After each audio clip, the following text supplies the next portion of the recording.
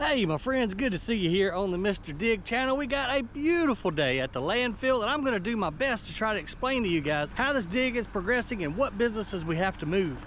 So we'll start right here and I'm going to do my best to try to finger point and show you guys what is actually happening here. So you can see down in the hole, the Komatsu is down there loading up the Volvos. They're still digging out the white kaolin material as well as the sand. And what's going to happen is that cell or that hole is going to continue at a rectangular shape right on up, and it's actually we're going to have to move the haul road, and our block production area is going to have to be relocated as well. There goes our brand spanking new Volvo A30 hauling some chalk material, so he's going to be on the long haul today, going down into the bottom pit and stockpiling it for future sale, hopefully. And then we got our buddy Mr. Ivan. His truck is on the horizon. I don't know if you can see it or not. He's fueling up. What we're having to do is move some of this old landfill area, so you can see all the black down there. That's just trash. That's about all it's going to do, at least in the next 100 years, is just kind of turn black and sit there. But we're having to chop off this corner of the landfill so that we can come in and excavate that rectangle that I was talking about earlier. We're probably going to take it back to where the 550 is sitting now. So if you can just imagine that rectangular cell or hole just continuing on its same pace. We'll go up top and look at it in a minute, but just continuing on its same shape, it's going to really eat into our block production and our concrete recycling area. So what we're going to have to do is move. And I showed you guys in a recent video, up here on top of the hill is going to be the next best thing where we don't have to dig anytime in the near future. They're going to bring the concrete trucks up there, start creating the blocks up there, as well as going through our non-ferrous metal. So unfortunately, all of the businesses, including Gringo, the recycling yard where we do the compost and mulch, it's going to have to move one day too, because we're just filling up so dang fast. The trash just chases my other recycling businesses around the site. It's just like a puzzle. Okay, we got to move over here. How long can we stay there before the trash reaches that point? They're all going to have to move multiple times, which is a pain in the butt, not only from just having to move all the stuff, but we kind of got to re-permit through the state. Okay, we're now moving this operation over here. How does that affect rainwater and shed water? So it's a lot of involvement just to move a rather simple little operation.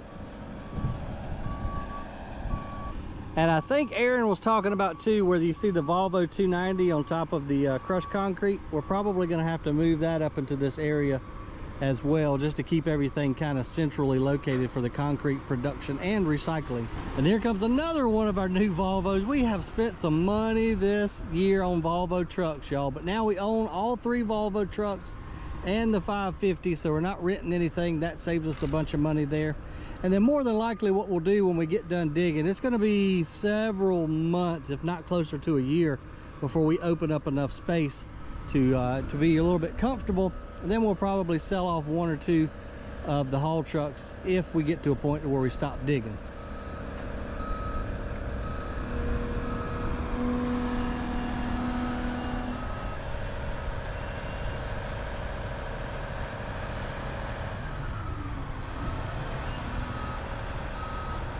What we had to do up here, guys, we had to find the actual old trash. We had to find the wall, if you will, of the landfill, so that we can then excavate straight down so we don't lose any airspace.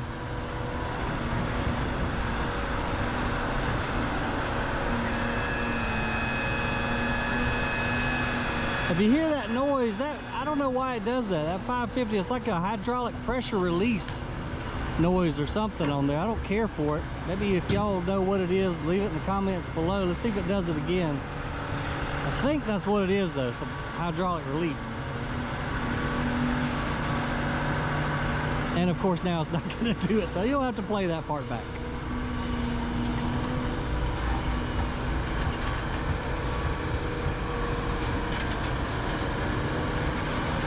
And then what we'll do with this material, y'all, is it's got to go back into the landfill in some shape or form. They'll either take it around to the active working face and use it as cover, or it might be going on the side slope since it's got a little bit of dark overburden to it. That'll help us grow some grass. So one of the two, but man, that Volvo 550 fills a truck up quick. Let's see where it goes to. Those wide, we bought the last 2 trucks with wide sand tires on them. That has been a game changer around here, man. Those things, even taking off from a pretty steep incline in the sugar sand, they don't hesitate a bit and go right on up. And it looks like, judging by his tracks right there, he is going up to the top of the landfill. So we're more than likely using this on the side slope. We'll ride up and take a look here in a second.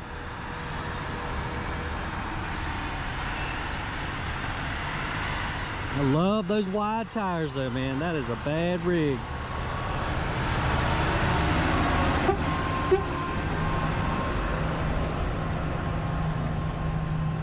Let's go see where he's taking it to. It's dusty. Okay, I see what they're doing now. So Ethan just dumped a load out right here. We'll catch him dumping on the next haul, but we've got a, this is all the old landfill stuff that we have, that Ivan's excavated up. We're gonna bring it up here because we have to finish this lift, which we're on the very top of the landfill now, but we got to finish this lift on out. This is where we were dumping the non-friable asbestos and all that other stuff. So we've got to get it covered up and get it finished out. That's as far that way as we can go. You can see our sort line still sitting over there. We've got the pad ready to be poured for it. We haven't got it up. It is running, but it's not operational just yet. But we're working on it, I promise. I know a lot of you guys been asking about the sort line, and well, we just got so many daggone things going on. I feel like I'm chasing my tail every day, just going around jumping from project to project. And yeah, we'll sort through it when we sort through it. It's all I can tell you. We've got some guys down there repairing a few of our roll-off containers. But yeah, if you can see that white area, that's where we'll pour concrete. We'll hopefully eventually put us a shed up over that. Trucks can dump right there on the pad, take a mini X, load it onto the conveyor, up to the picking line. They did get the canopy repaired. You can see that there. So the folks could stand up there and pick through the waste, at least in some shade, keep them out of the environmental conditions, and begin our C&D recycling venture. This is the north, or what we call the I-20 side of the landfill. That's Interstate 20. Atlanta is that way. Columbia, South Carolina is that way.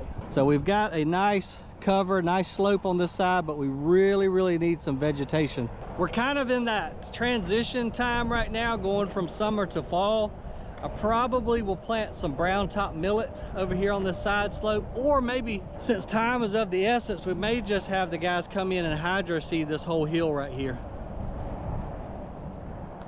That would be a lot quicker coverage to get some vegetation on this, because as you can tell with the rain that we've had, we're getting some reels up here, and that's bad because it's going to wash all the way down to the trash. I want to try to get some plants on it while it's nice and sloped and before it washes.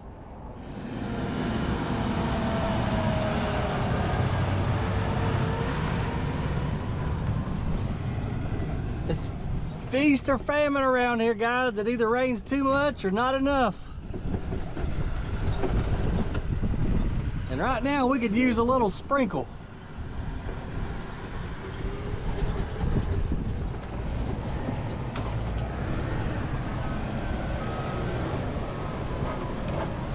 This stuff's got just a little bit too much trash in it to be putting on a side slope. So as we said earlier, we're just going to use it to fill in this empty section that we need to finish up the landfill.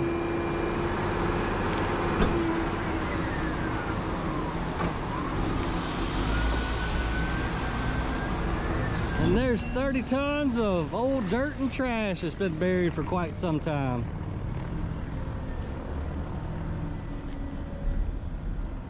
And believe it or not, it smells like carrots. I don't know why it smells like carrots, but it does.